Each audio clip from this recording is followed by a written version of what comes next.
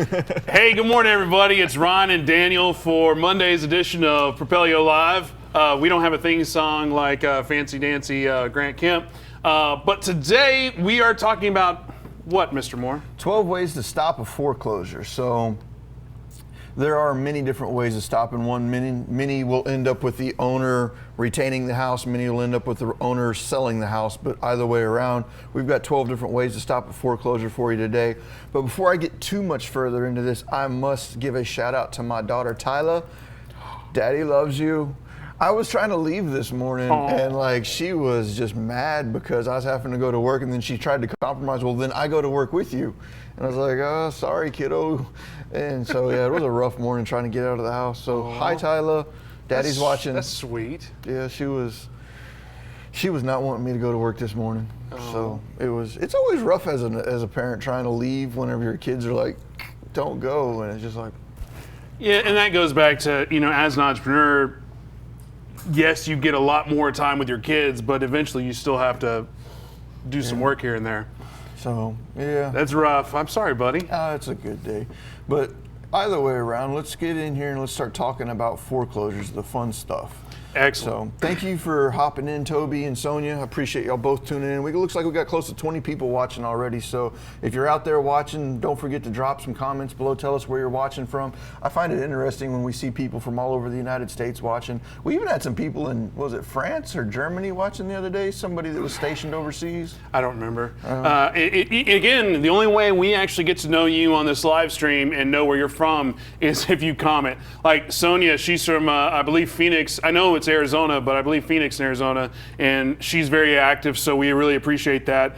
Cameron, he's from Virginia, and he's fairly active recently. We used to have some other, Colby Ammerman, he was from Arizona, and Joe from California. He hadn't been on in a while, so come on, step it up. Anyway, so comment below, let us know where you're from. If you have questions in the middle of this is a live setting, so we can ask those. We're both on Facebook, we're both on YouTube, so if you haven't turned on those notifications of when we go live, I think there's like a bell thing, turn it on, because this is great content for replaying, but it's even better when it's live. Hey, Misty from Decatur, Evan Curry, Chris Lowe, all of y'all, thank y'all for tuning in. So let me get started on this and start digging in a little bit here. Let's see. So let me just start with the beginning. We received a private message over the weekend from one of our regular watchers asking, if we could get him a power of attorney so he could contact the bank on the behalf of the seller that was a motivated seller that was facing foreclosure. And let me just go ahead and start with that from there. One of the key pieces when you're meeting with a seller is you're going to need to get what's going to be called a third-party authorization on file with the seller's creditors, like the banks. You're going to need to get it on file with the trustees if you're working with, wow, I'm having a rough time this morning. I'm just like all kinds of just tongue twisted this morning. Do we want to plug the slides in so it makes life easy? I've got the slides right here, okay. But basically what I'm trying to say is if you're in a deed of trust state, you're going to want to put your third-party authorization on file with the trustee, and if you are in a mortgage state, you're going to want to put your third-party authorization on file with the foreclosing attorney. Mm-hmm. To get that third-party authorization, it's real simple. I'll drop a link in the comments below, but it's essentially saying, I'm the seller, and I want this other person that's not related to this loan to be able to talk to you about my loan on my behalf. It's a really simple document. It's nothing more than that, really. But the reason that's important is if you've tried to have any kind of communication with a cell phone company and you're not the person they want to talk to, they won't talk to you. Mm-hmm. So think about it when you're talking about a loan or anything that has actual weight. They're definitely not going to talk to you. So you have to have the right paperwork in order to actually have those communications, have those talks. The bank's absolutely not going to talk to you unless you have that third-party authorization on file. And on top of that, don't trust your sellers to do it themselves.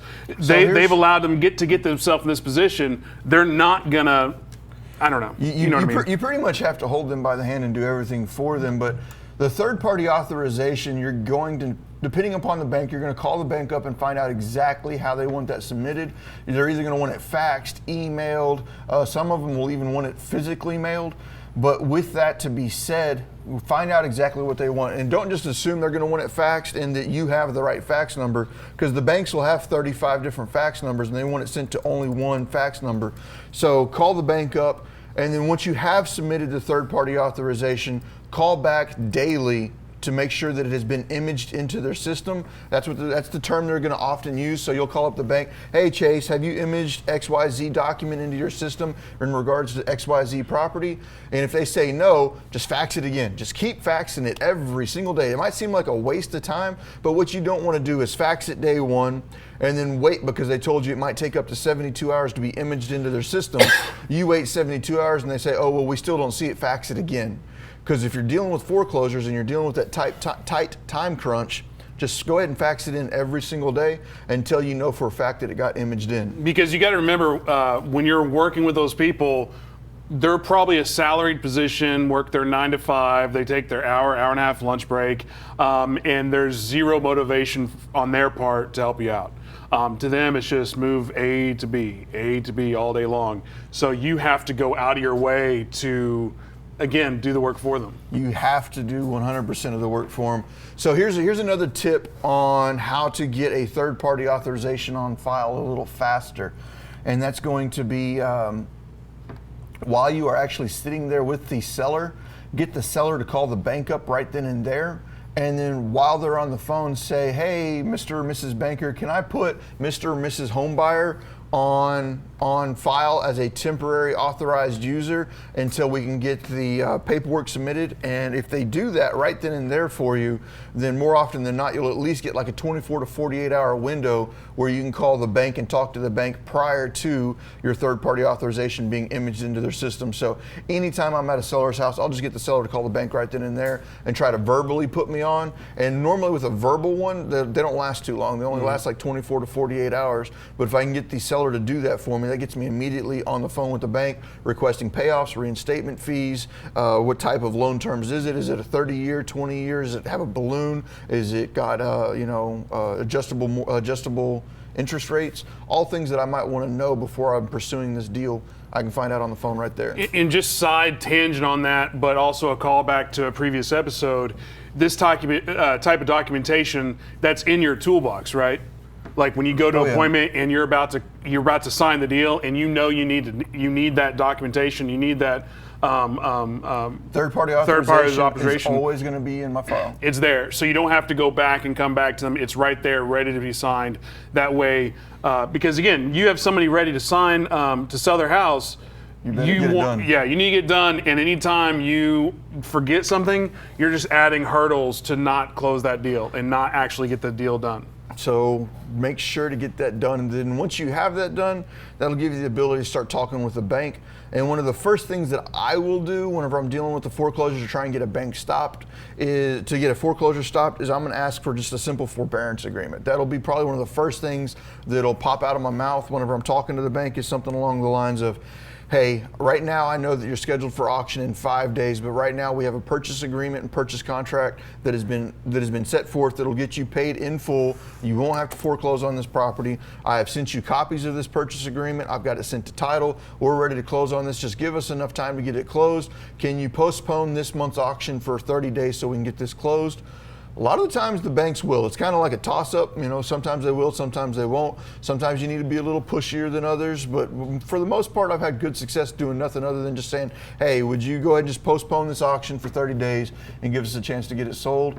More often than not, I've had banks go ahead and agree to that. So I know what it is, but I'll just ask anyway. At its core, what is a forbearance agreement? It's essentially the bank just agreeing to stop the foreclosure for a certain period of time. So you're just extending the deal. Just give me an extension. That's the best way of saying it, is just give me an extension before you foreclose, so I'll have some time to try some remedies to resolve this. Because again, the reason it's good for the banks is the whole foreclosure process, it involves lawyers, it's a hassle, and it involves money, and the hassle-free option is always going to be the path of least resistance.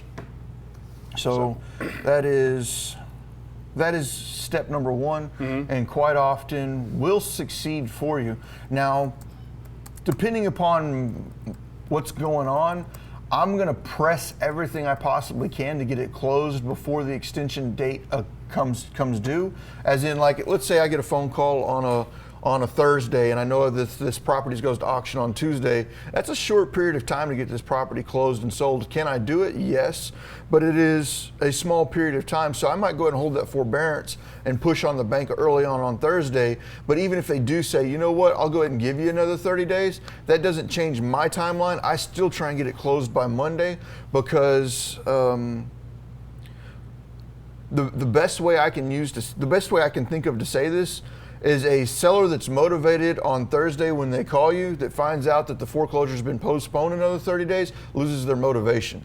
Does that make sense? Yeah. A lot of the times, a seller that's working with you just fine on a Thursday morning, when they find out that you got an extra 30 days for them, all of a sudden ignores the fact that you have a contract with them, and then they start trying to ignore the fact that they agreed to sell you their home, and a lot of other things pop up like that. So I try to perform on the same timeline. It goes back to the reason they're most likely in that situation. Obviously, there's other things that happen, but I'm not getting at. But for the majority, is they close their ears, they close their eyes, and they just did the whole out of sight, out of mind.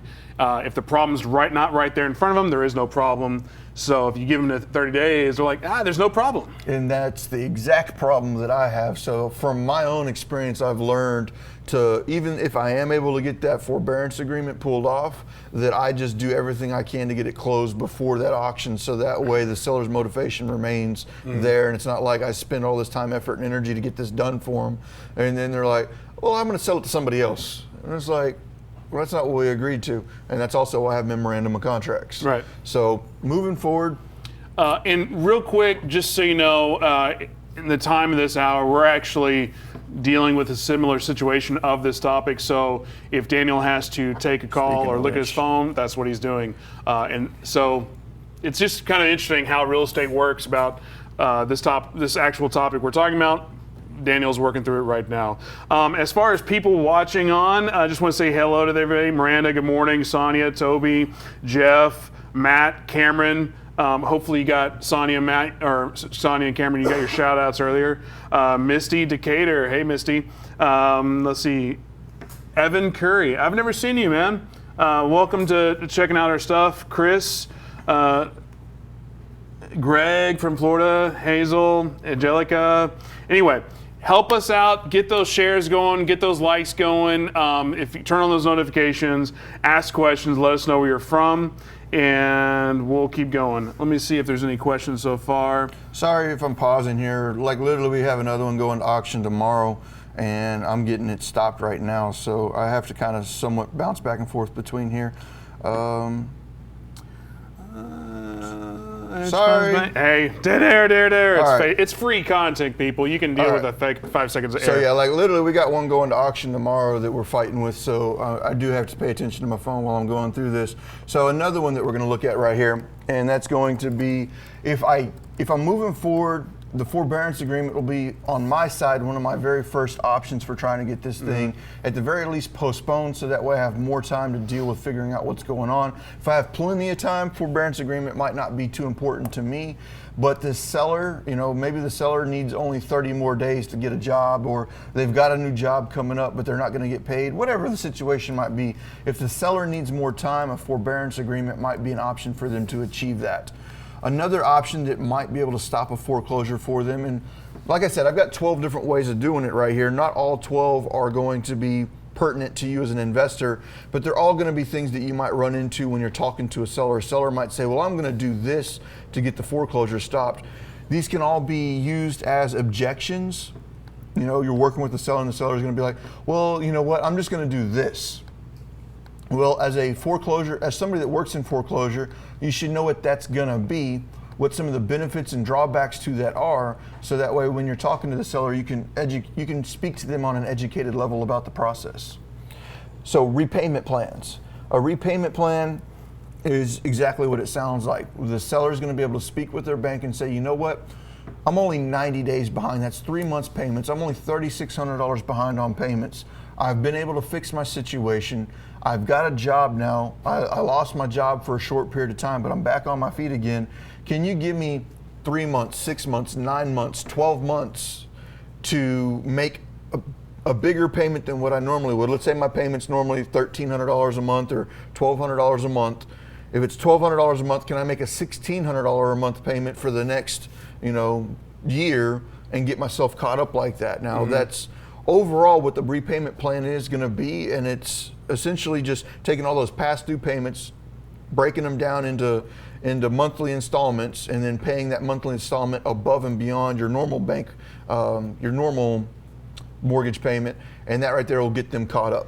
And when you're listening to this, you might be scratching your heads going, well, I'm an investor, I'm trying to buy this house. If they're doing the repayments, that means I don't get a house. So here's your golden nugget for this episode or this video.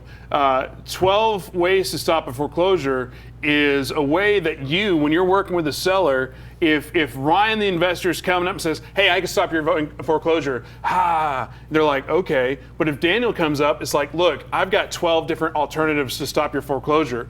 Who sounds more reputable? The guy that's going, or hey, I've got 12 different ways. So the reason we're listing this out is you're hitting them with all these different options. So yes, a repayment program, you're not going to get the house, but at the end of the day, as Daniel likes to say often, if you have the ability to keep somebody in their house, you need to take that, or you're just an asshole.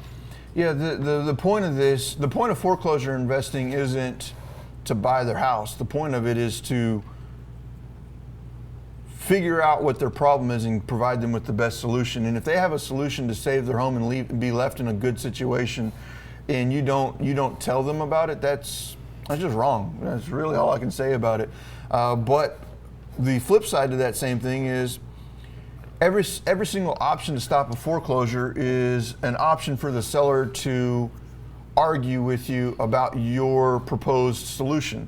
So let's say I show up to the seller and I'm like, hey, we can purchase your property for cash if we do this, we can do that. And the seller's like, oh, no, I've heard of a repayment plan, and I'm just gonna go ahead and do a repayment plan.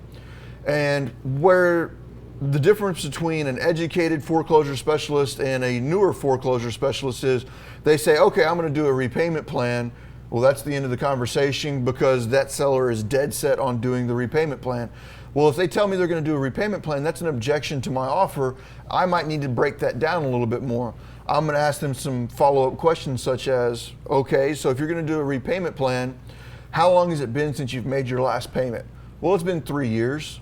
All right, well, if I'm looking at 36 months of payments that have not been paid that were $2,000 a month, we're talking about $24,000 a year. We're talking about almost $80,000 of repayment they're gonna have to do. On top of their current payment. On top of their current payment. And I was like, are you currently in a situation where you can afford to make your monthly payment? And they're like, no, but I'll get a job. Okay, so you haven't had a job in 3 years, you still don't have a job, you're gonna somehow miraculously set up some sort of $80,000 repayment plan that's gonna, the banks when they do the repayment plans, they're not gonna give you like a 10-year repayment plan. It's more like, 3, 6, 9, 12 months, and if you can't get it caught up in 12 months, the probability of you getting that repayment plan is slim. And then if you even wanna compound that problem further, if you don't even have a job to prove to them that you can make these payments, they're not going to give you the repayment plan. So I understand that you, Mr. or Mrs. Seller, are really convinced that this repayment plan is the option that's going to be the saving grace for your foreclosure. I'm going to have to smack you with a little bit of reality, and that is there's no way the bank's going to give you a repayment plan. You couldn't afford to catch up $80,000 worth of payments even if you tried, and you don't have a job.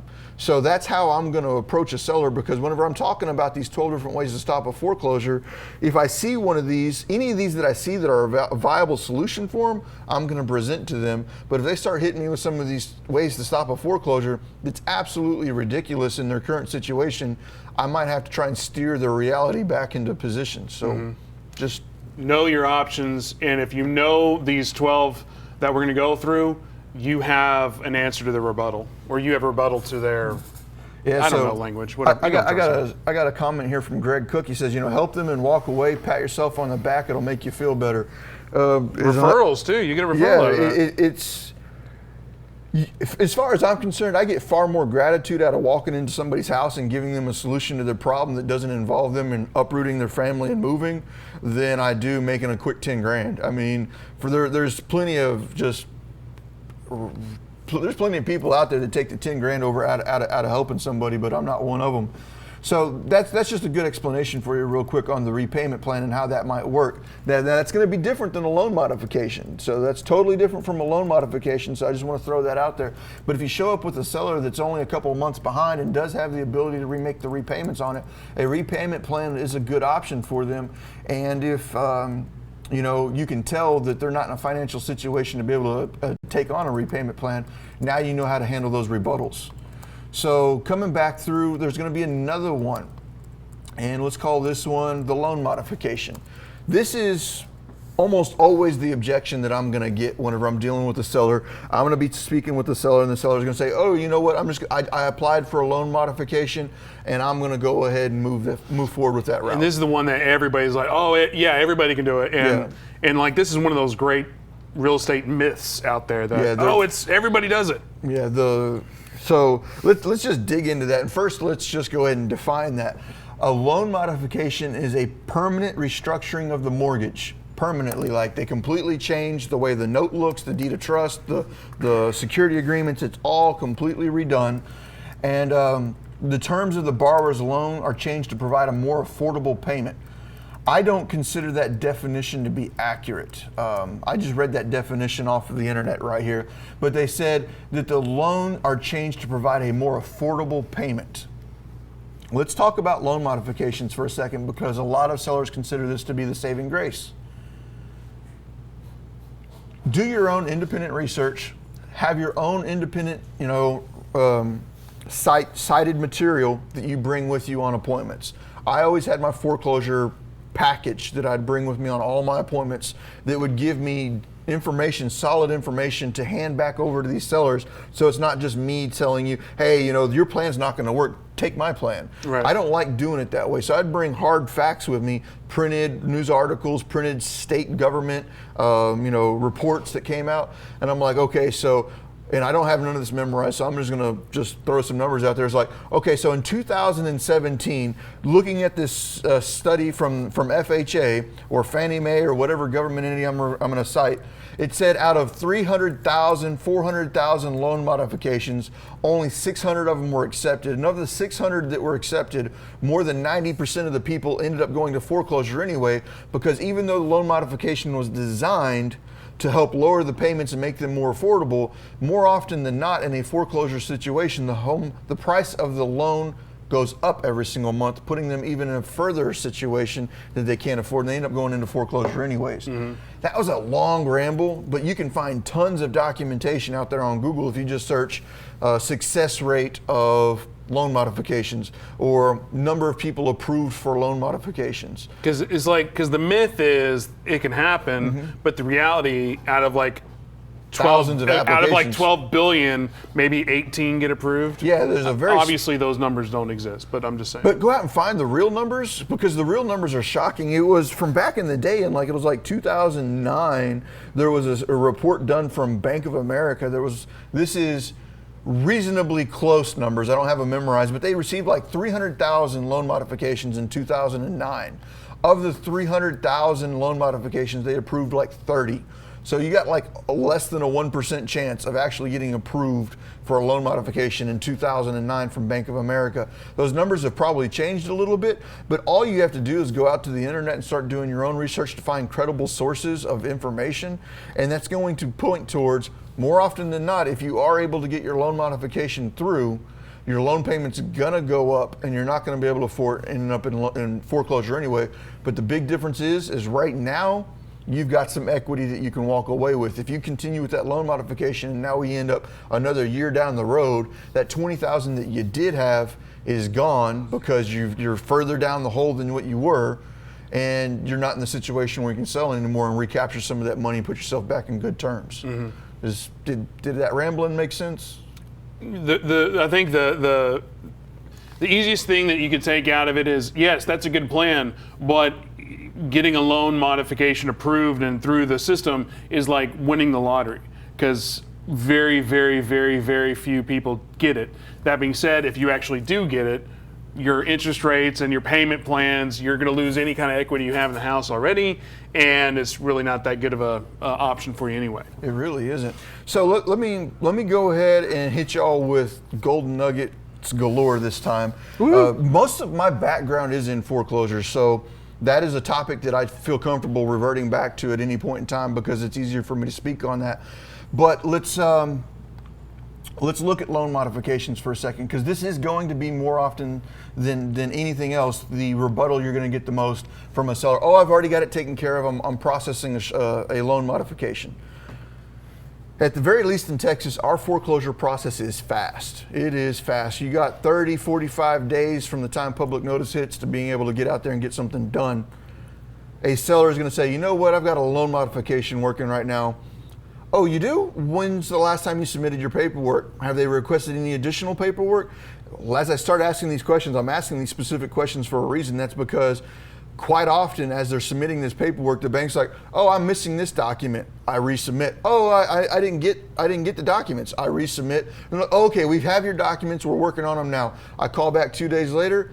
Hey, are you still working on? We don't have your paperwork. And you think I'm joking here. The banks are extremely disorganized and they mess this stuff up already. So what I'm hoping to do with that seller is start hitting them with some of those realizations of pain points of, have you already submitted all your paperwork? Have they requested any additional paperwork? I'm trying to get them to start bitching about the bank saying, yeah, I've submitted this, I've done this, I've done that. And I'm like, all right, banks are extremely disorganized with all of this. And although the loan modification might be a good option for you, and I'm just gonna go ahead and agree with them if I've got them to the point, if they're to the point where they're combative with me about whether or not they're gonna make this loan modification successful, I'll just come back with them and just let them be right. Let them be right, loan modification is your option. Okay, but we have a very short period of time between now and the foreclosure auction. We're looking at about 9 business days. In 9 business days, there's still enough time in the event that the loan modification does not go through to process this and give you at least the option of getting your equity out of this house so it's not lost in foreclosure. But since I know that you want to make the foreclosure work, how about we do this? We're going to work a plan B. Have you ever heard the term, don't always put all your eggs in one basket? Well, this is going to be your opportunity to make sure that you do everything possible to give yourself the best options for getting out of this foreclosure. Loan modification is going to be great for you, but in the event that the bank does not make this loan modification happen before the auction here in 12 days or whatever we're going to call it, if they don't get it done and then you find out the day of that it's not happening, your chances for getting this home sold have turned to 0. Instead of doing that, how about we apply 2 different options at the same time? You move forward with the loan modification, you and I work together on putting together this a purchase agreement, but what I'll put in this purchase agreement is that you have the right to cancel this contract at any point in time up into the day of auction in the event that you are able to successfully receive your loan modification. So on that, one thing I just heard that I hadn't heard in the past, or at least haven't thought about, is it's not necessarily an option contract where they can cancel if another investor comes along and says, oh, I can do it, what Daniel said, plus $1. It's only if the modification doesn't come through. So I have it written up in such a way that says they're out in this contract as if they have a successful loan modification. Not if they get a backup offer. Right. If you get a backup offer that you like better than mine, that doesn't take into consideration the amount of time that I'm spending on working your file and everything else I'm doing in between. No, I'm not letting you walk away from this contract so you can continue shopping around an offer. Right. If you're wanting to shop around an offer, I'll back out. But if you don't have an answer to me within a specific period of time, my offer is going to continuously go down because my room for due diligence goes down. My room to do abstracts of title, making sure that I have clean paperwork just in case I need to sub to it. There's a lot of stuff that I want done before this gets started that if I don't have the opportunity to do so, my offer is going to start dropping. And the reality is you don't necessarily have to be a dick, but sometimes you do have to be firm. And there's always the backup line of, if I have to, I'll just buy it at auction. So it's, with foreclosures, I'm going to have to go ahead and just state from my experience, more sellers than most of the sellers that I've had to deal with are what I'm going to call ostriches. They bury their head in the sand and ignore the problem until the very last second. With that mentality typically came that mentality is, I'm no psychologist, but often, in my opinion, born from a sense of helplessness. They don't know what to do. They don't know who to trust. And in that state of confusion, they decide to do nothing. And there's a lot of people that can get past that fear, and there's a lot of people that can't get past that fear. And for those people that can't get past that, they just have a state of helplessness. And when you show up to their home, they're scared of you. They're scared because they've had everybody trying to hit them. They don't know what's going on, and you're gonna need to be able to, at times, snap them into reality. And that might mean just honest truth. You'll have sellers that are gonna be like, oh, you know what? I've got this resolved. I'll catch up. And I'll be like, that this property's going to auction in 48 hours, right? And you're about $90,000 behind on payments. What options do you have? Well, I just figured that, maybe I'd win the lottery. Like literally, you'll have people come back with just because they're trying to say everything that they possibly can to just get you away from them because they're embarrassed, they feel hopeless, and they don't want to be taken advantage of. But at times when you have somebody like that, you just have to hit them with some just hard facts. It goes back, if you've been in this business for any length of time, you know the type of people we're talking about, where there's a roof leak, there's a giant water stain in the ceiling, and they don't even recognize that it exists. It's been there for a year and a half. You see it, they see it, but to them it's not a problem, and you're like, sir, ma'am, you're literally, your roof is completely about to cave in if we have another rainstorm.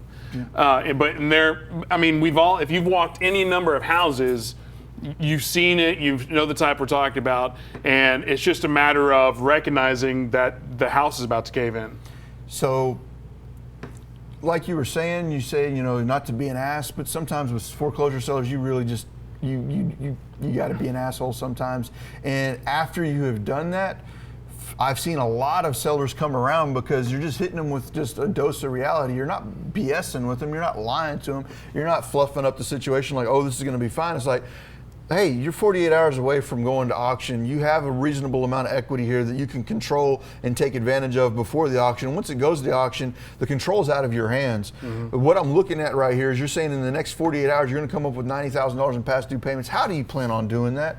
And then they'll say, well, I don't know. And then I'll just be like, how about we just hit this up with some reality? In the next 48 hours, I can put $20,000 in your back pocket and leave you in a situation where you've got 30 days to figure out what you're doing next. If you don't take this option, in 2 days you're going to auction, and the next person that's going to come to your house is a constable and the person that just bought your house asking you and your family to get out. Yeah, and I know we've been kind of really hitting hard the loan modification, but the reality is it's that pie in the sky thing that everybody goes to, everybody knows about. It's that mythological creature, unicorn, that I'm gonna get them. You're not. You're just not. And you really gotta hammer in the point that they're not. Real quick before we go on to number 4, we do have our handy dandy t-shirts. So if you want a t-shirt, we'll be giving away those here soon or at the end. For every 100 comments, we'll give a t-shirt. So if we get 300 comments, we'll give 3 t-shirts. And the way you enter to win a shirt is you drop a comment. If you drop 1 comment, that's 1 entry. If you drop 10 comments, that's 10 entries. So the more comments you drop, the higher the probability of you getting a shirt will be. And if you've already won a shirt, we'll do a book or something. We're not going to leave you hanging. Right. So get those questions. Yeah, there you go, Misty, throwing that unicorn. So keep those questions. Let's see if we have any comments on what we've talked about so far before we go on to number 5. Misty, if you bought a low interest rate loan modification, it is a myth because you still likely have a past due escrow for taxes, insurance, and those costs being accrued for your house by the mortgage. Exactly. Golden Nugget. Yep. I'm just scanning for some real quick questions. If we miss your question and you wanted it answered, ask again because it's hard for us to keep up with the comments. But if you have any comments, drop them below and I'll keep on going. And if I see any more. Lessons from today, don't be an asshole, don't be a dick. But every once in a while you kind of need to. It just goes back and forth. But you could be a professional dick. There you go. Hashtag professional dick. All right, so here's a way to stop a foreclosure that I'm going to be willing to bet of the 50 or so people we've got watching right now, many have not heard of. And this is going to be a perfect opportunity for you to kind of shine as the foreclosure expert when you're talking to these sellers. You're going to need to know what this is, how it works, and all of the nuances behind it. I'm just going to read it verbatim off of my slide here, but go ahead and do your own research behind this, and I'll explain that here in a second as to why. But we're going to talk about partial FHA insurance claims. So when you buy a property, you're going to have private mortgage insurance, PMI, you're going to have that insurance problem back there that you're going to have to pay above and beyond of your pity payment for.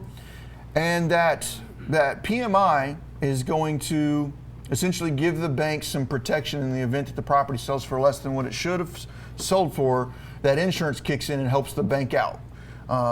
I'm not going to sit here and get into all the technicals behind it, but that's just the gist behind it.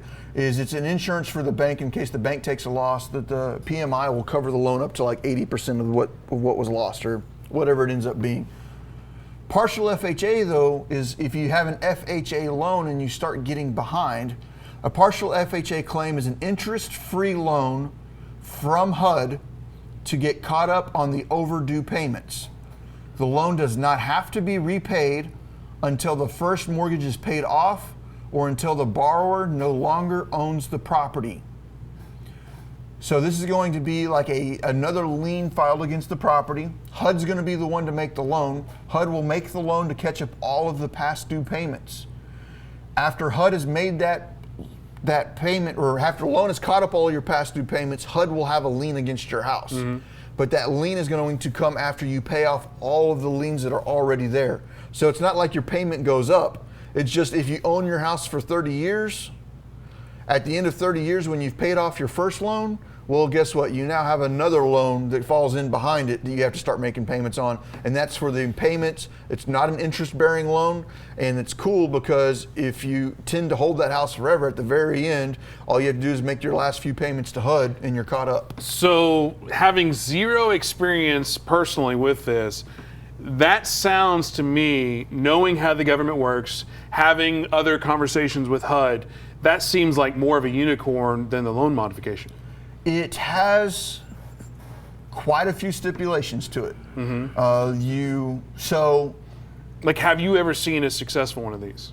I have not personally dealt with one. I have dealt with a short sale specialist that has. Okay. So I'm not going to pretend like on my side I have experience with this, but several short sale experts that I've talked to have heard of this coming through and working out for people. So there are caveats to making this work. That's why I suggest you go out and do some of your own independent research, but they won't get, like, if your seller's 48 months behind on past due payments, what HUD's going to say is, Mr. or Mrs. Banker, you should have done something about this a long time ago. We're not going to catch up 4 years worth of past due payments for it. Pretty much the FHA partial claim is for people that are like 3 months to a year behind. Right.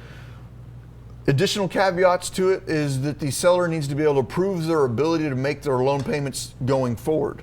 They're not going to take somebody that doesn't have a job, catch up all their past due payments just so that they're going to be lost on them again. Right. So the seller has to be able to have established income that can prove their ability to make payments moving forward. And there's a couple of other caveats that play into it. The bank has to work with them on it. The seller can't approach HUD and ask for this. The bank has to approach HUD and ask for this, not HUD, FHA. But I, as the seller, can initiate that conversation with the bank and say, I want to file a partial FHA claim. Can you assist me on working through this? There's a lot of paperwork that has to be done. There's a lot of other things that have to be done. But if you get through all of that, that is an option for getting this property caught up that might allow the seller to keep their home. So it's out there. If you hear about it, you know about it. If you're smart and you take some time after the show to go out and do your own research, you'll be better about it. And just throw this into your foreclosure packet so when you are sitting at a seller's house and they have this question, so you have some reference material to go back to. But going back to, I've already said, but if you're going to sit there and say, hey, I've got 12 options for you, and you can graze on this and be like, hey, if we would have had this conversation a year and a half ago, this could have been an option, but honestly, it's just not an option for you. Moving on to the next one. And what I like about having that documentation with me right then and there is if they try and give me some pushback, it's like, oh no, I know this will work, and I'll be like, you just told me you're 18 months behind on payments. Here's the HUD documentation right here. It says you cannot be more than 6 months behind on payments. Mm-hmm. So although you think it works, I'm not lying to you. Here's the HUD documentation right here that says you can't be more than 6 months behind. So I got a question here from a Facebook user. I am not an expert on this. I will give you my input. And once again, I'm not a lawyer or an advisor or anything like this. This is just my personal experience. I got a Facebook user asking, is this HUD loan for FHA mortgages only? That is my understanding.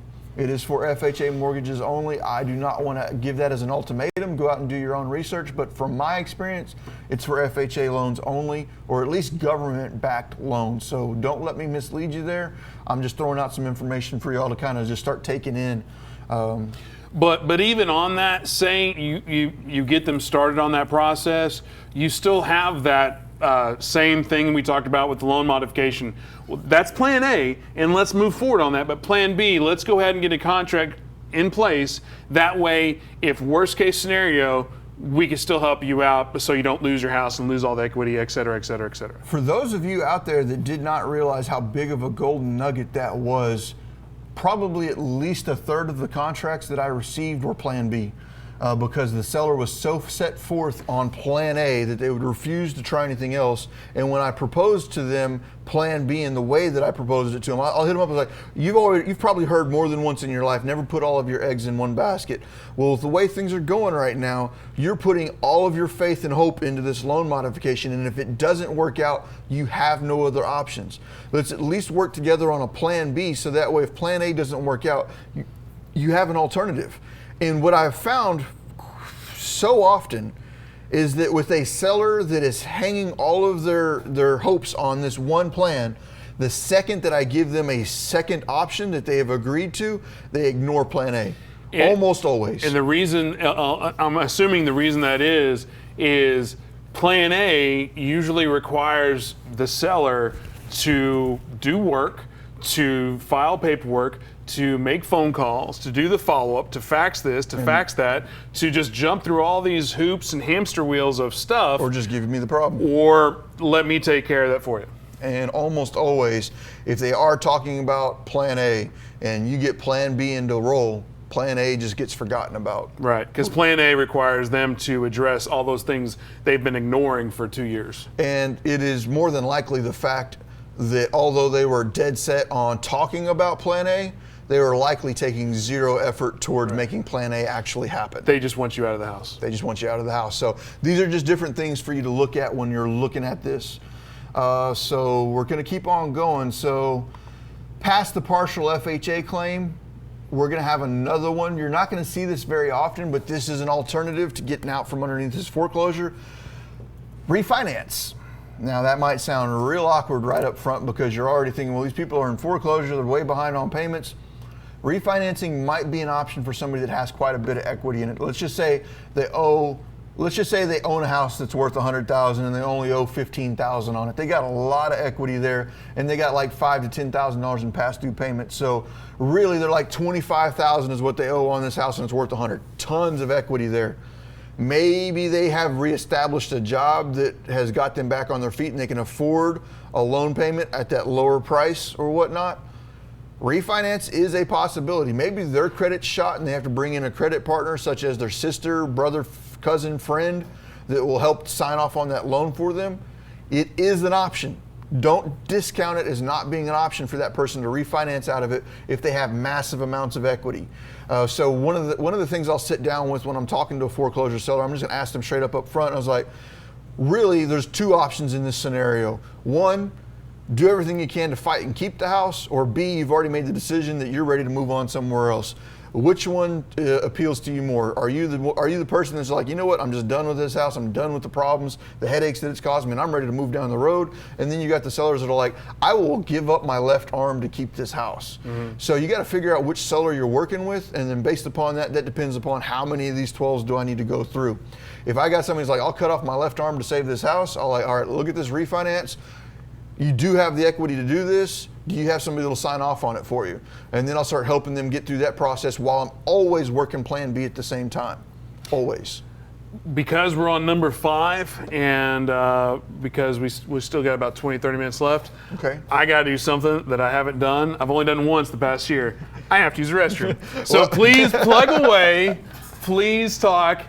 I'll see you in a few seconds. All right, so Ryan had to go to the bathroom real quick. I'm double checking on my foreclosure, trying to get a bankruptcy filed right now. So got to get that done. So, all right. So, talking about the refinance, this is not something you're going to hear somebody bring up very often, and it's more likely that it'll be you that'll need to bring this up. But if you see a seller that's in a situation where they have a considerable amount of equity, they have the ability to make a new loan payment, they just can't get caught up. If they're in that type of situation and they have somebody that's willing to co-sign for them, they might be able to refinance the property, refinance all of their arrears into a new loan that'll allow them to make those payments move forward and not lose all their equity and have to move. Now, if you have somebody that's talking about doing this and they don't have a job and they don't have any equity in the house, this is not an option. They're going to be like, oh, well, I owe $150,000 on my $100,000 house and I don't have a job. I'm just going to refi. It's not going to happen. If there's a lot of equity and there is the ability to repay a new loan, this is an option for these people to move forward. So continuing to move forward. So outside of the refinance, here's another one that you'll probably never hear about, but this is why I call it 12 ways to stop a foreclosure. And that's why if I am doing foreclosure marketing, one of the very first things that's on my paper, very big at the top, is I have 12 ways to stop your foreclosure, many of which you've never heard of. It'll catch the person's attention, and I'll talk about one or two of them in the copy, and then I'll get them to call me to figure out these other ways of stopping a foreclosure, so that way I can at least get on the phone with these people and figure out what's going on. But this next one coming up is very similar to the last one, which was called a refinance. This next one is going to be called a short refinance. It's going to be a rare option that people will be able to perform, but if we have a loan on a property that, let's say, they owe $150,000 on a property that's only worth $100,000, but the seller has phenomenal credit and the ability to repay, but they've just gotten to a point where they're like, this house will never be in a good position for me to ever own it. I'm significantly underwater on it. Why should I spend the next 30 years trying to pay this thing off? And in situations like this, you might be able to talk to the bank and get the bank to accept a short payoff of their loan and refinance at that short rate. This is so rare that I'm not even going to discuss it in great detail. Just consider short sale, which means I'm going to short the bank the payoff and combine that with a refinance. So I'm going to short the payoff and refi it into a new loan. I now have a smaller principal balance that makes more sense for the house that I own, and I move forward under those premises. And if you're paying attention to 1 through 6, the forbearance agreement, yes, that's a common thing and happens. But repayment plan, loan modification, partial FHA claim, refinance, short finance, those are all like pie in the sky unicorn options. But again, if you are trying to be perceived as the expert in the room and you're giving all these options, even though in the back of your head you know damn well none of these are actually going to be an option, you're at least giving them way more knowledge on the subject matter than your typical wholesaler coming in there like, hey, I'll give you a $50,000. Your credibility shoots through the roof. It really does, because instead of showing up to try and get what I want, I show up to show the options of what's available. And then if I give these people, like, of the 12 different ways to stop a foreclosure, I really see these 4 being prominent options that might be able to help you move forward. Some of these I can help you with, some of these I can't help you with, but I can at least put you in the right direction to move forward with those. If I do that and I show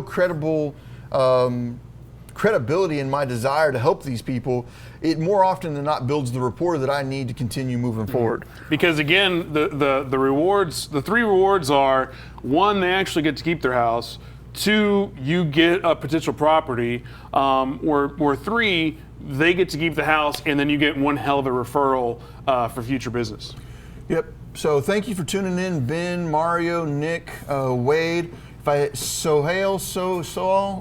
sure if I'm saying your name right. If I'm not, go ahead and correct me on that.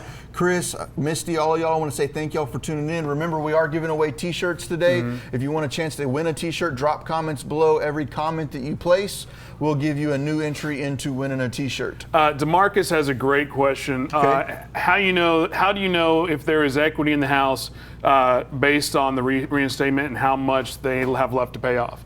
We don't necessarily have to go into too much detail, because Grant and I actually did an episode on this where we go in and do all the research, show you how to get county records, and then basically get you within $500 of what that payoff would be. So that was a good video to watch, but essentially you're going to figure out what current market value is for the property when it's peak condition, after repaired value. What's the after repaired value of the property? What's their current loan balance? What are their arrears?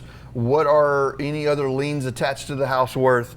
What are the repairs? So you take the after repaired value minus the loan balance, as well as any other liens against the property, plus the arrears, minus the repairs.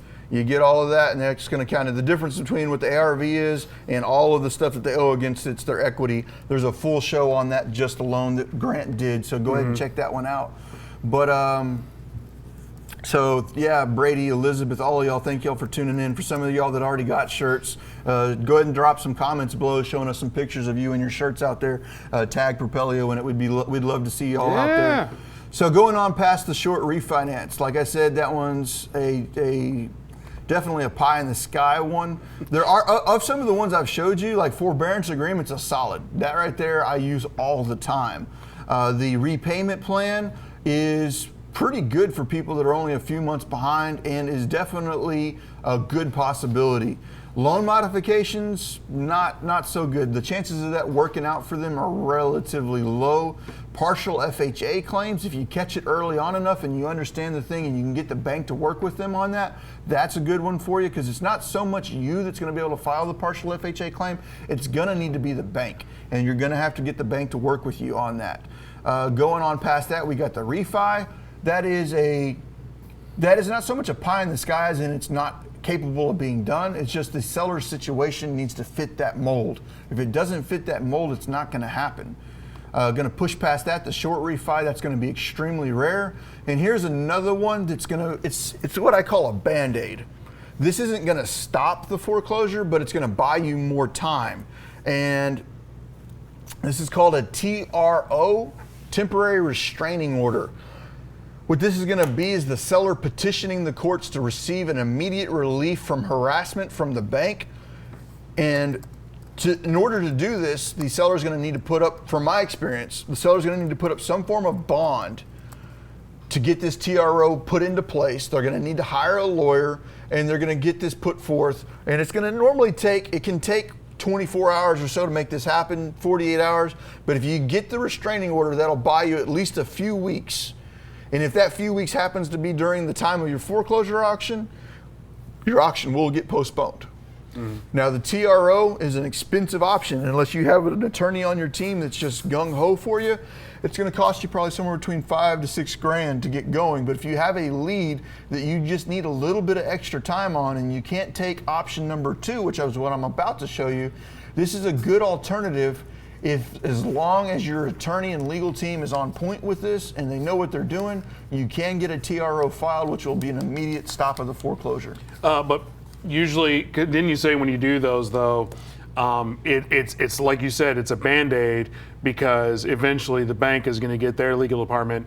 And what's the turnaround? Is that are we talking 3 days, a week, 2 weeks? This is where you definitely need legal assistance on it, because let me try and put this as clear as I can so that way people don't misunderstand this. You need a legitimate reason to go to the courts and say these people are harassing me and they need to be restrained from causing me any further harm, and to get that judge to go ahead and give you that restraining order. Legitimate reasons. Here's my bank account. I can prove to you I've made every single payment to this bank for the last 15 years. I am not one day late on this. They're going to sell my house at the auction on Tuesday, and there's zero reason for them to be doing this. I've made every single payment. That's a legitimate reason. Coming up to them and saying, you know what? Here's another legitimate reason. I bought all this paperwork from Chase. Bank of America is trying to foreclose on me. They have zero documentation proving that they have any right to foreclose on me at all. They don't have the right to foreclose on me, but they're doing it. Boom. Legitimate reason. The courts are going to say, well, let me hear the facts behind this and we'll move forward. Now, if you go in there and you file a fraudulent, whatever you want to call it, just to get the bank to foreclose because I'm trying to buy more time in this house, you might be able to get that pulled off. But if you are able to get that pulled off, the judge isn't going to be too happy when they find out that you, Mr. Seller, are just trying to buy more time. Is it a possibility? Yes. Can you get it done? Yes. But unless you have a legitimate reason for doing it, the courts are going to frown upon it once they realize what you've done. And this is where we say, consult your attorney. You need the right attorney team in place to make that happen. So just throwing that out there, but that brings me on to the next step, and the next step is going to be BK, bankruptcy. If you've got a seller, this is going to be the easiest way, absolute easiest way to get the foreclosure stopped, is go out and file a bankruptcy. The seller is going to need to make their own decisions on this. You're not a lawyer, you're not able to give financial advice or legal advice, but bankruptcy is an option for getting this foreclosed or getting this foreclosure stopped. If you do that, it will immediately stop the foreclosure for an indefinite period of time. Almost always, somebody that ends up going into foreclosure, or that it goes into foreclosure that files bankruptcy, and they use that bankruptcy as a band-aid to try and hold on to the house for longer, almost always still lose the house to foreclosure in the future. But if you are working with the seller as a real estate investor and you need just a couple extra weeks to get something done, bankruptcy all day long will get the foreclosure stopped literally minutes before the auction.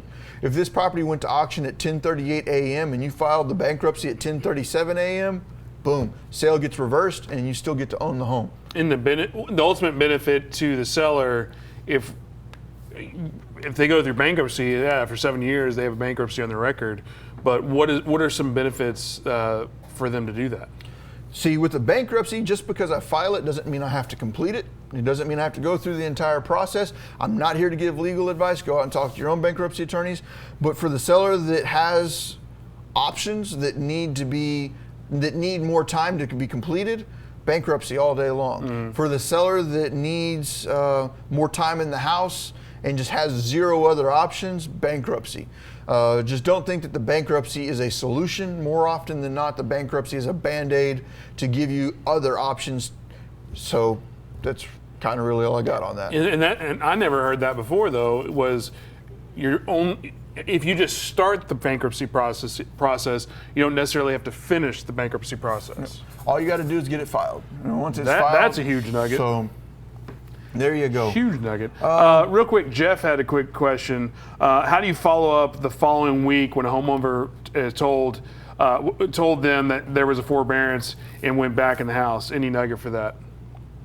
Like, how do you do the follow-up? Like, the seller, they got a forbearance, and now they don't want to deal with the investor anymore. How do you, like... If I already had a contract, at that point in time, it'd be a case-by-case basis based on the seller.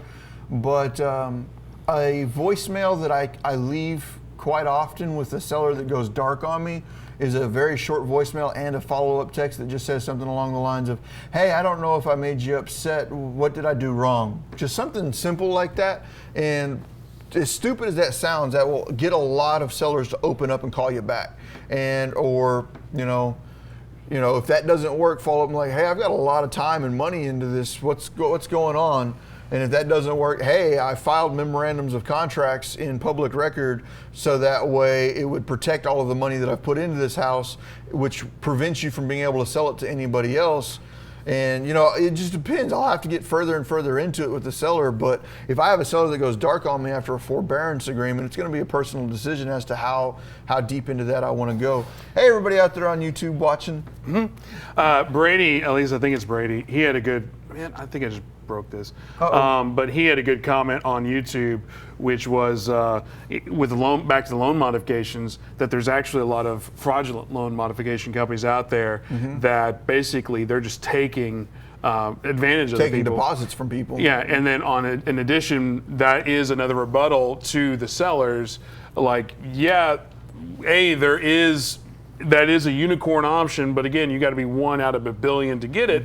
And if you are pursuing something, make sure that it is actually a legit thing, because there is fraud out there. Something that you need to be doing as a foreclosure specialist going out on foreclosures is whenever I meet with the seller, I always ask for especially if I get the contract. I'm like, I see your trash bag over there full of mail that you received in the last month.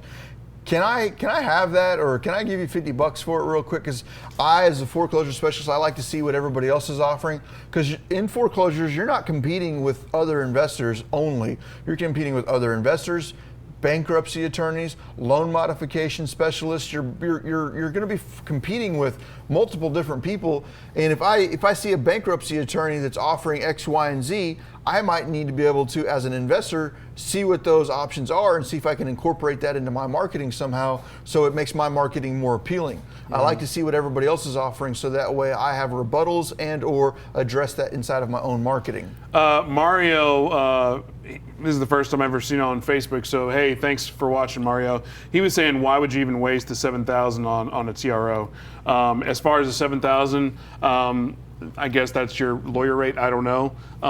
If it's $7,000 and I got the opportunity to make 50 grand or 100 grand or 200 grand, despite whatever it is, it's my risk versus reward. Right. If I know for a fact that there's a really good deal here and I just need an extra couple of days to get this knocked out, I might get the seller to sign a deed into my name, so that way I can control the property, pay the $7,000 for the TRO, give myself the 2 extra days that I need to get this property done and close it out. Yeah, that's one of those huge lessons in economics that a lot of people fail in. And don't get caught up on what you're having to pay out. Get caught up on what the return is. So if I have to pay $100,000, but my potential return on that is $500,000, $1 million, guess what? I'm going to be spending $100,000 every single day if I can repeat those returns. If it's spend $100,000 to get $1,000 back, I don't know. It depends. Is that 100% guaranteed? Well, then it's still worth it. What's my risk versus reward? Yeah. But it goes back to, but don't get caught up on what the payout is or what you're paying out is. Be worried about what's coming in, the return. And the risk. And the risk, yeah. So bankruptcy is like magic fairy dust. It will stop a foreclosure and just get in touch with your attorneys. It's badass. Man, I wish we could have prepped, because then I would have been like glitter. Like psh, fairy dust. All right, so we have gone through, as of right now, I don't know, 1, 2, 3, 4, 5, 6, 7, 8 of the 12 options. These next 4 are going to move more towards actually selling the house. So here's another one, and that's going to be pay off all arrears. If the seller's $10,000 behind on payments and they make that they pay that $10,000 back, foreclosure is immediately stopped. That can go both ways. If the seller was in a situation to be able to pay off the $10,000 in past due payments, they probably would have already done so. But if I'm on an appointment and I'm talking with the seller and I'm like, hey man, that's a badass boat you got out there. And they're like, yeah, that was a gift to me from my father from years ago. You know, it's my pride and joy. And I'm like, so you own that thing free and clear? And they're like, yeah. And I was like, well, if you really wanted to, you could probably sell that boat and keep your house. And then you'll see the husband look at the wife look at the husband, and then you got a divorce and they save the house. But you know, sometimes the sellers will have assets that could pay off their arrears if they were just willing to sell it. One of them being, I remember sitting down with the seller and I was like, you see that ring on that finger right there? You could probably get the money to catch up your past due payments if you just got rid of that ring. Yeah, and then it's like, how about I just sell the house instead? But if they're like that, then it's like, boom, good. Let's continue moving forward. But you know, there are options where a seller might be able to pay off the arrears that they're not aware of, and you might be able to point them in the light of, yeah, you could probably sell off one of your 19 cars, or you know, get rid of your beloved Star Wars collection if you. And that gets into a side nugget that we've talked about on the show, but you know, we always get new people watching. Always get creative with your deal structuring. I know Daniel has a fairly fun arsenal of weapons that came from a house deal where, you know, he was stuck at one number and the seller wanted this number. Well, okay, well, let's meet here, but guess what? All those guns, I want them. Yeah, I like sweetening the pot whenever I'm working a deal, especially if I'm working a deal with a seller that's just being rude. Mm-hmm. I'll start negotiating more towards my favor whenever I'm dealing with the seller that's just getting on my nerves. Yeah, so like if they've got a really nice boat, you're like, I'll buy the boat at a discount, but whatever. Yep. Anyway, just the point being there is get creative and realize what's in the house, what assets they have, and go to town. So for everybody else that is watching, and we were just talking about paying off the arrears, how does that work for you as a real estate investor though? So we talked about what happens if the seller pays off the arrears. What happens if I, as the buyer, pay off the arrears? Then I'm going to be talking to that seller about subject to. This is the great segue into subject to. It's like, all right, you're $10,000 behind on payments. I'll catch up your $10,000 in past due payments, but in exchange, I want the deed to the house and I want the rights to the house from that day moving forward. So there's situations where that plays well, and you might be able to get property subject to just by correcting the arrears. So that's a way for you to buy the house without using your own credit, and potentially without even using your own cash if you pay off the arrears and then turn around and sell it on a wrap. So a good little segue into situations that work for you as a real estate investor. Okay, moving forward, we got Deed-in-Lieu. Deed-in-Lieu is an option for getting rid of the house without having to go through the foreclosure. Deed-in-Lieu is where the seller gives the deed to the property back to the lender without the lender having to go through the foreclosure. This benefits the seller by not having a foreclosure on the record, and this might benefit the bank by no longer having to proceed with the foreclosure. But for those of you that understand lien positions and collateral, public record, whatever you want to call it, when we're looking at lien positions, one of the biggest benefits that the bank has to taking this to auction is that whenever they foreclose, it wipes the slate clean. It clears all junior lien positions and everything else. Any other claims to title get wiped whenever the bank files that foreclosure and completes it. What happens if I give the bank the deed in lieu and the bank takes the deed and then comes to find out, well, you've got 2 more liens on this property that I wasn't aware of? That's a risk that the bank has, and that's often a good reason why the banks won't accept a deed in lieu. Now, if you're working with the banks, you might be able to get one pulled off.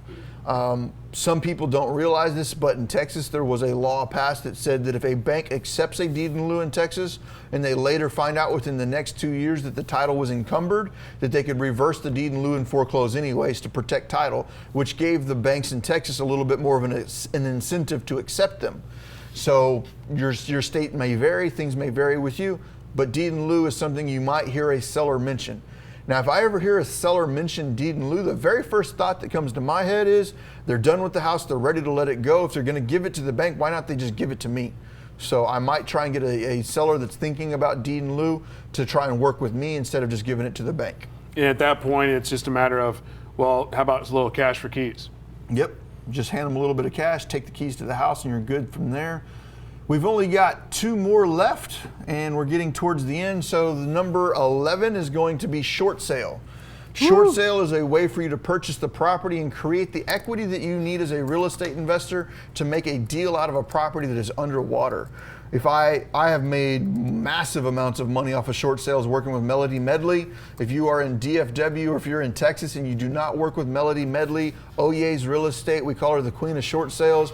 This woman has knocked out like 600-700 short sales, stopped hundreds and hundreds of properties from going to auction, and she has created awesome opportunity for investors to create equity in underwater properties. And she's an all-around cool person. She really is. Big shout outs to her. We'll drop her information below. But Melody Medley over at Oyez.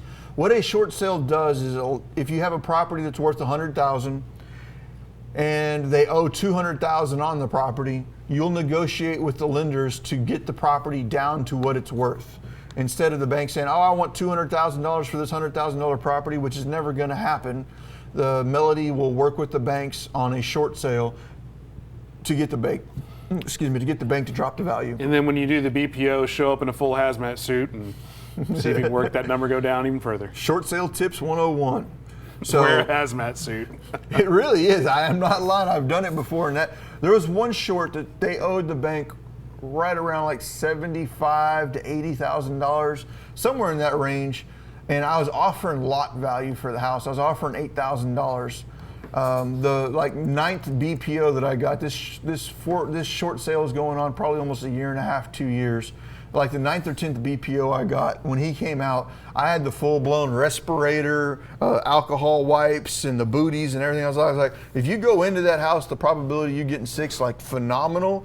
Everybody that's ever gone into that house has been massively sick afterwards because of all of the problems within the house. Here's your respirator, here's your this. And he just looked at me, he looked at the house, he looked at me, he looked at the respirator, and he was like, how much did you offer on it? I said, $8,000. He said, I think it's worth about 11. And he left. I was just like, cool, works for me. We bought it for, I think, 12 because the bank wasn't gonna go less than 12. We wholetailed it for like 36,000. So it worked out really well. I bet when you did the wholesaling, you didn't wear a hazmat suit. No, we got the place cleaned out. We hired the hazmat crew to come in and clean it out. So before we get to number 12 on the list, we're at currently 167, 168 number of comments. Just a reminder, if we can get 200 comments while we're live, we'll do two t-shirt giveaways. If you already want a t-shirt, we'll do a book. And then later in the day, if you jump on YouTube, if I can get 25 comments on YouTube, not just Sonia saying hey. Even if it is just Sonia, okay. she's going for this t-shirt.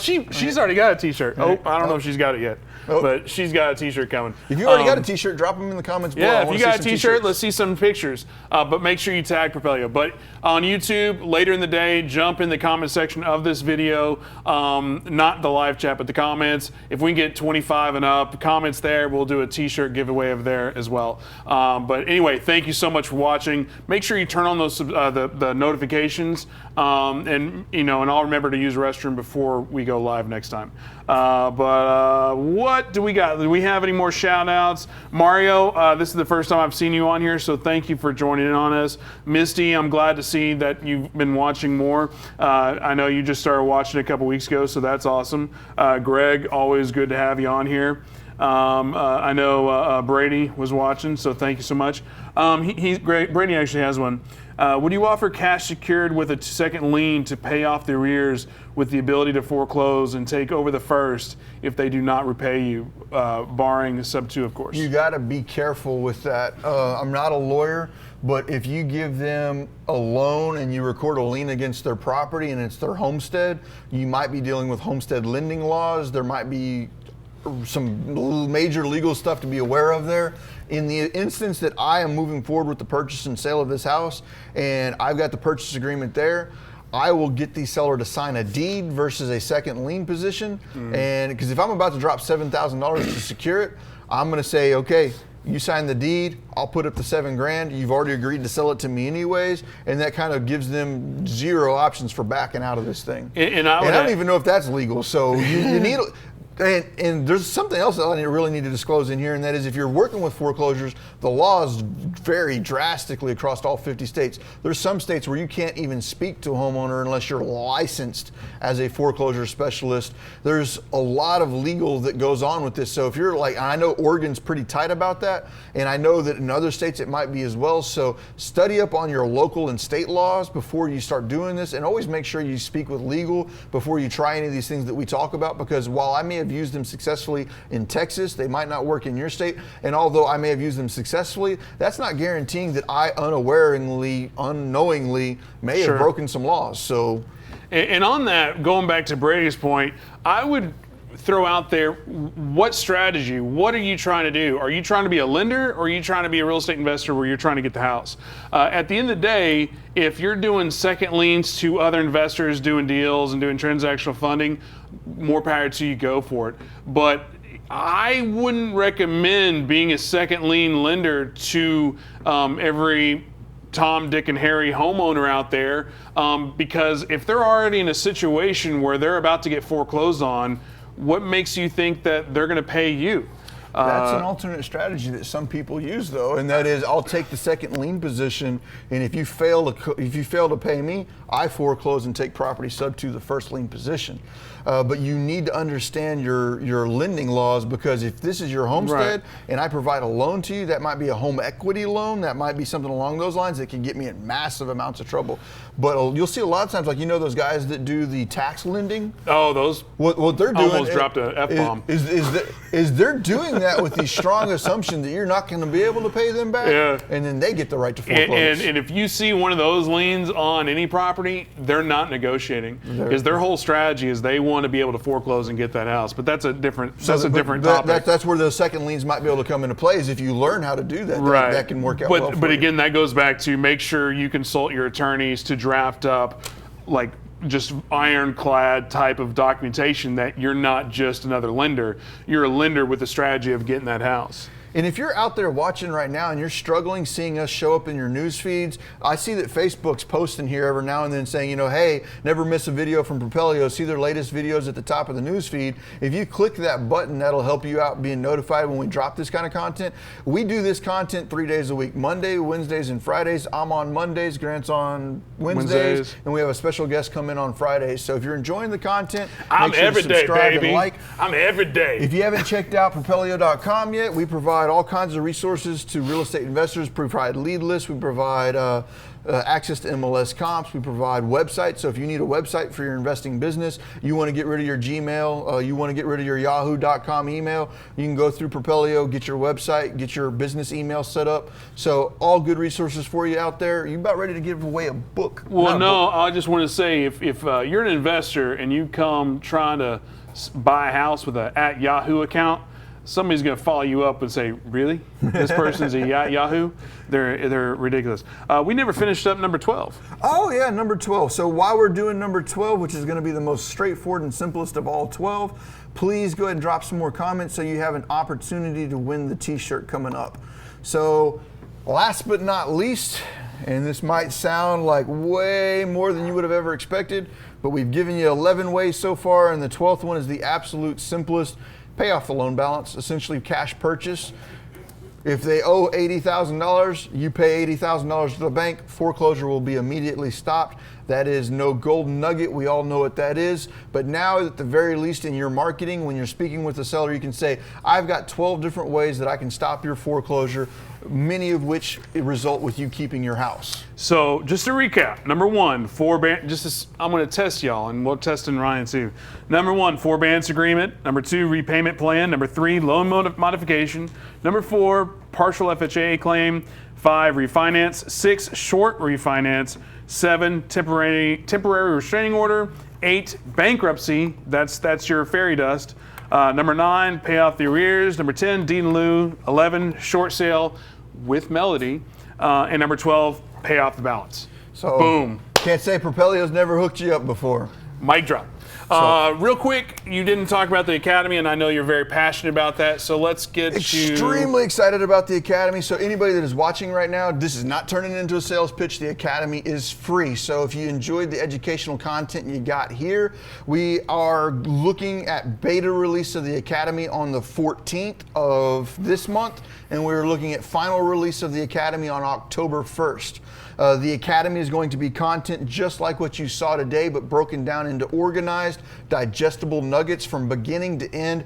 Every investing strategy that you can think of, every back office piece, marketing, negotiations, resources, contracts, paperwork, short sales, sub-2, wraps, foreclosures, probates, divorces, how to structure your legal, lending, private lending, Quest IRAs coming in and teaching the IRA self-directed IRA stuff. We've got people coming in teaching bank lending, hard money lending. So if money's your problem, we're teaching you how to find and access money there. If strategies and not understanding the different ways of pulling down a deal are your problem, that will all be taught in the Academy. And once again, this is all free, and it will be online at the Propelio Academy. So if you are interested in being a part of that, stay tuned. Make sure to subscribe on YouTube. Make sure to subscribe on Facebook. And as we get this released, you will get the reward. And then also on that, if you want to be a part of the initial release on that, just drop in the comments hashtag Propelio Academy and then your email,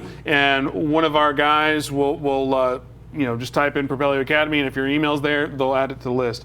Real quick, Lakeisha was asking, does Propelio have a referral list for a list of attorneys, lenders, etc.?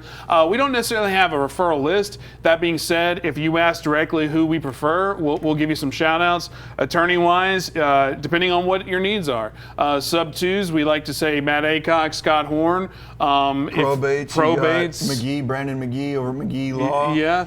For me, I always like referring, if you just have general real estate investor stuff, I like to throw out Julie Pettit. If you're talking about lenders, if you go to any of our events, we have tons of lenders. So it's really hard to say, hey, which one do you prefer? I prefer private capital. I know Daniel likes private capital. That being said, not everybody has access. But as far as lenders, that's better a DM conversation because everybody's pretty good, but I can tell you who we don't like, but I'm not going to do that on live. Daniel might, but he's got bigger confidence than I do. All of the attorneys that you just dropped are all ones that I'd gladly recommend to somebody. I mean, your mileage may vary. I'm not warranting their ability to do what you want them to do, but they're all people I have great success with. Look at Melody on here. So Melody dropped her info there. If you want to shout out to Melody, let's give away a shirt though. One real quick. Sean had a good question. Out of the 12 foreclosure stops, which one do you think is the most effective if you're looking to do a subject to or do a rehab for a resale? If I'm looking to do a subject to, I'm more than likely going to pay off the arrears, and as my benefit for paying off the arrears, I get the deed to the house. If I'm looking to do a rehab on it, I'll either do a sub to by paying off the arrears and use that first position lien as my underlying debt, and then possibly pull a second lien from a private lender for the rehab money. Outside of that, I'll go ahead and just do a cash purchase and use that cash purchase to stop the foreclosure and move forward from there. So the two that I use most often whenever I'm purchasing a property is either pay off the arrears or pay off the full loan balance, both of which end up with me owning the house and giving me the opportunity to move forward as I chose. Cool. Well, I know you're ready to get out of here. We got 224, so in the next 3 minutes, if we get to 300, we'll do 3 shirts, but for now, we're doing two shirts. Who's the winners today? So let's see. Winner. Ryan. I cannot wait to release the Academy, man. Fernando out Ibarra. of San Antonio. Winner number 1. Fernando, I think I have your mailing address, but I do not have your shirt size. So go ahead and just DM me both your shirt size and your email address. Next one, Fernando. Fernando is the first one. We've got number 2. Mark Boyd. So Mark Boyd for the comment, what about Texas? Who would have known? There you go. You are the winner. So both of y'all will be receiving some t-shirts today. For everybody out there watching on YouTube, we'll pick later on today a comment from there. If we get to at least 25 comments, so if you're looking down below and you're not seeing the comments there, drop at least 25 comments in there. But it's not the live chat because we got a live chat. It's directly after this. And I'll do it later today, but in the comment section of the YouTube. YouTube's weird. Oh, okay. But I like it. I like YouTube. And we're learning. We're still learning, but there's like a live chat and then there's a comment after. Cool. It's weird. And I haven't figured out how to do a live chat. If we didn't get to your questions, we'll try and answer them all as we close out from here. But I do appreciate everybody for tuning in. We're good. And then subtle plug for a couple events tonight. We have our mastermind. So if you're in the DFW area, you want to hang out, come check out the event. We're gonna be at this place called The Study. It's the old Irving Public Library. We moved there just so we actually have chairs. So that's tonight at 6 o'clock. Next Tuesday, August 14th, drum roll, we are going to have our August DFW Real Estate Investor Meetup. Join us. There are going to be about 400 to 600 people there. We have plenty of speakers, but the cool thing we're really excited about is we're going to have Will Crozier. We're going to have like a sit down with him where it's an open Q&A to the public, but also we're just going to be talking to him about how he went from zero to gajillionaire doing multifamily apartments. The cool thing about what we got is we always try to change it up, give you a little bit different type of feel. That way it's not as just structured to where it's like you get this, you get this, you get this. We want to give you something different every single time. That way you don't get bored. For all you San Antonio people, August 20th, same thing. We're going to have a lot of fun. So make sure you register and we'll see you there. That's all I got. What you got? We're good? Done. Cool, guys. Well, we'll see you on Wednesday with Grant for another episode of Grant Teach Something. Have a good one. Thank you.